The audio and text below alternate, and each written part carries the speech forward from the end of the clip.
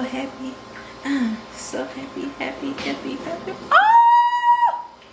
So I'm just saying, like, if you feel like you are no longer aligning with your workplace, go out there and look for something else. There's always something else out there. Detroit, Michigan, these kids are bad.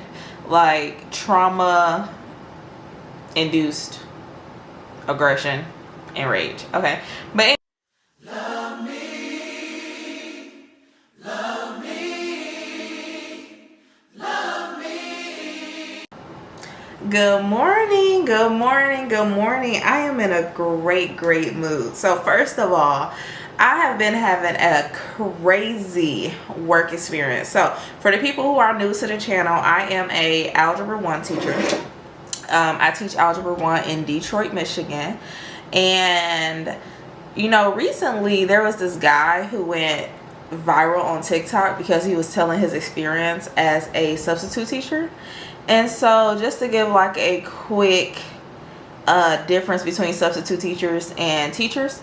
So the only reason why a school would have a substitute teacher is because either there is no teacher for that subject, meaning that either someone got hired and then quit, and then, you know, there's a teacher shortage, so there's no one else to replace that person, or no one ever got hired, so there's a long-term sub in that position, or the teacher needed a day off, and so they hired in a sub, right? And so he was going viral because he was telling his experiences of substituting around Detroit, Michigan. These kids are bad. Like, trauma induced aggression and rage. Okay, but anyway, I still love them. I teach them, I love them, I go to work every day, and I try to start fresh anew. Well, let me tell y'all, I got squared up with by a 14-year-old. Need a piece of my early morning bacon. So fix y'all a little bit. Let me set the scene. The second period. No, it's third period, right after lunch. So I've been a teacher for 4 years, and before that I was a banker. So if you know anything about bankers, everything is very routine. It needs to be routine so that it can feel safe. It can feel like you know exactly what you need to get done. No surprises, right? And so I built my career, my educator career, on that. So inside of my classroom, everything is very routine. Where I keep the supplies are in the same place. Needed materials is listed on the board. I put the day's expectations, like what are we going to accomplish today. I put all that on the board. Everything's the same every day.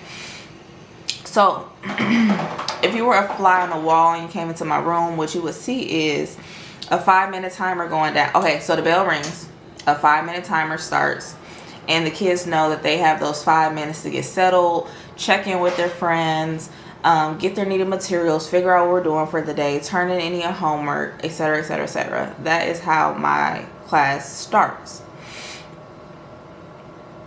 So time is dwindling down, and I'm doing verbal cues like, hey, we're getting started in 90 seconds, we're getting started in 60 seconds. I still hear voices, but we're getting started in 30 seconds, etc., etc., etc. Well, there was this particular kid that, for whatever reason, this day, and I mean, we are into second semester, or like we're about to start second semester, so you know how my class is. I've never had an issue with the student. And so I'm gonna call her Brooke. No, I'm not gonna say Brooke, because Brooke is actually my cousin name, and I don't want her to be like, why you use my name on that girl? But anyway, let's call her. Okay, y'all, let's quiet down. Let's get ready to start the day. Still hear Allie in the back talking. If I keep hearing voices, I'm going to start moving around seats. I try to continue because people were quiet for a second. Voices start creeping back up. And I'm doing lesson notes at this time, so students need to hear. Allie, I need you to be quiet. Who's she talking about? I'm ignoring all of this at the desk. There's no one else named Allie in the classroom. Alright. So, Allie never stopped talking. Allie, I need you to come up to the front and sit in this seat right here. I'm not sitting in that seat. I don't want to sit up there. I don't want to be in your face. Okay. So you have two choices. Either you are going to sit in this seat or you're going to have to leave so I can continue my class. Okay. I'll leave. Storms out, slams my door. She's gone for about 15 minutes. Now, again, I'm a high school teacher. Normally, you know, pre-COVID, or let's just say healthy growing up environment, kids don't act like this. And so if you were a teacher, you would know you don't interact with every interaction.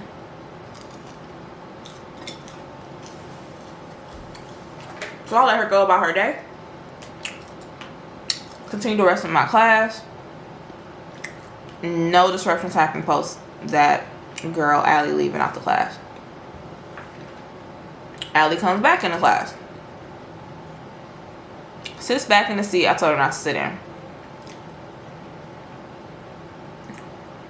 Allie, my expectation has not changed. Either you need to sit in this seat or you need to leave back out. She starts going off. I become every curse word in the god dang on dictionary. I'm still not reacting. I sit there and I pause and I'm like, what is going on? Why am I at work? Despite me being an educator, I am at work. Why am I at work getting cursed down? I mean, down. Am I distracting you? Am I distracting you? Am I distracting you? I kid y'all not. She went down 20 students.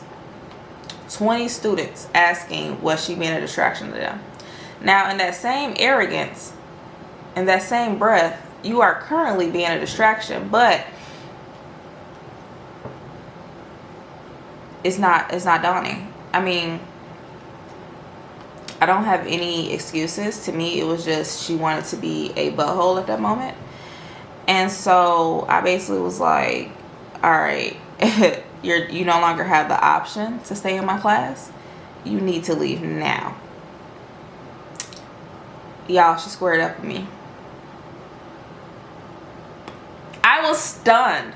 I was stunned because it's like, I'm 28. I'm not a small woman. I'm also not a disrespectful person, human. And so I've never been squared up with in my life. Okay. Well, okay, that's milking it, you know, high school type stuff. But in my adult life, I've never had somebody have the gall to square up with me. Or the reason, because like I don't do nothing. I literally mind my business. I am like very unproblematic. So anyway, I basically tell her, I don't argue with kids. That she need to call her mom and we can continue this conversation among adults. Okay, I'll call my mom. Great.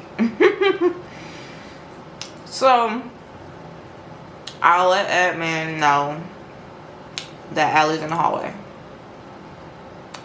Now, at my school, we have this thing called a no-fly list, meaning students cannot go out in the hallway if they are on this list. I've worked at middle schools. I've substituted at elementary schools.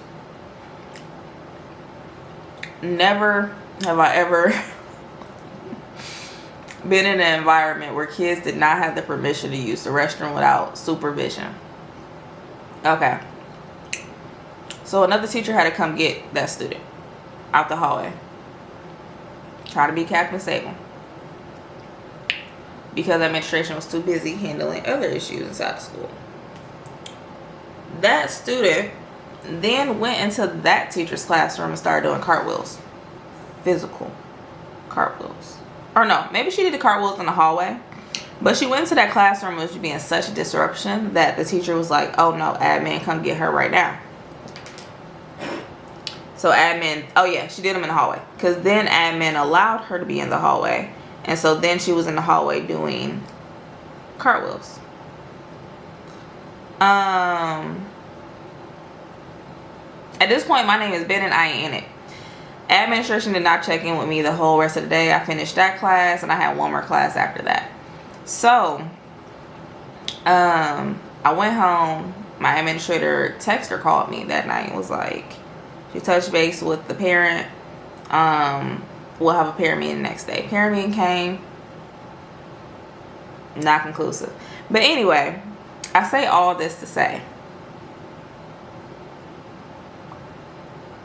y'all need to start substituting into y'all kids' schools for 1 day a year. That should be a mandate. Like, if I open up a school, I'm going to mandate parents have to substitute 1 day a year.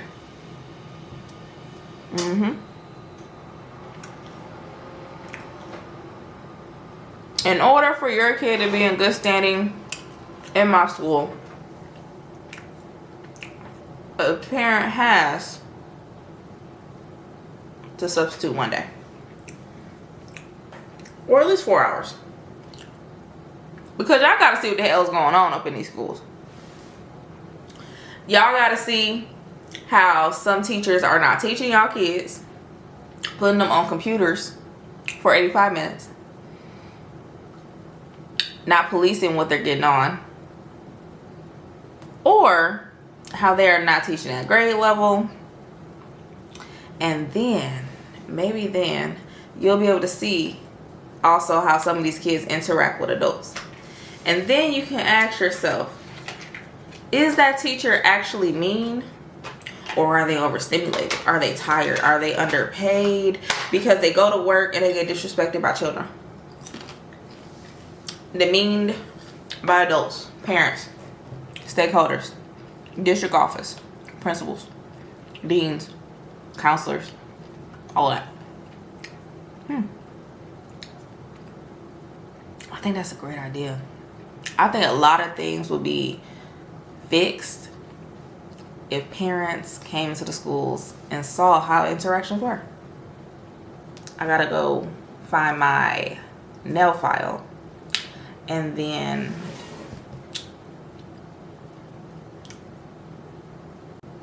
okay, y'all, I had to go get my nail file and then I went and got me a drink too. Verner's in the early morning.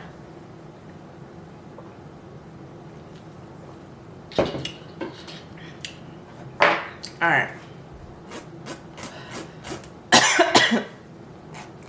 Not me choking on this burner. Okay. So,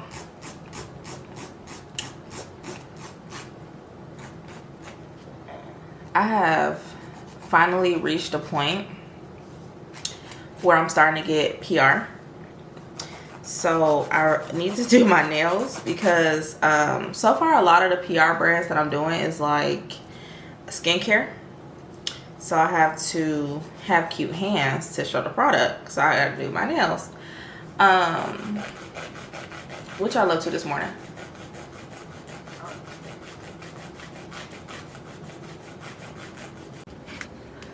Okay, y'all, so I'm so happy. I'm getting in and I just got a job offer, $10K above my current salary. Okay, so just 2 weeks ago, I was in distress, distraught, poor, broken spiritually, discouraged, thoughts in the mind. However, I'm telling you, God does not play about me and he doesn't play about you. Okay, y'all, so this is such a bad angle, but I'm coming to say I am so happy because God really do move exactly when you need him to. So I was feeling crazy in my job, like, oh my God, it can't get no better than this, because I am in a good like environment right now. Honey, when I tell you God just move. So I'm just saying, like, if you feel like you are no longer aligning with your workplace, go out there and look for something else. There's always something else out there. Okay? Don't let them people play with you. You are not crazy. You feel what you feel. You see what you see. They treating you how you feel like they treating you. Move along. All right? Go. Bye. Okay? So I just did a TikTok. And it was like POV explaining to my students why I don't talk to my coworkers. And then it's like the voice saying, I would rather eat a 5x7 rug than to play in somebody's face and I know they don't like me. Bye. Bye. Because who I do know like me is God. And he is real sensitive about me. When I tell you that God don't play about me. Yo, I'm so excited. I just wiped out some of my lipstick. I'm so excited. I am so excited to make this move, make this transition. Yeah. Big dog. All right. Skin eating right now. Skin is eating right now.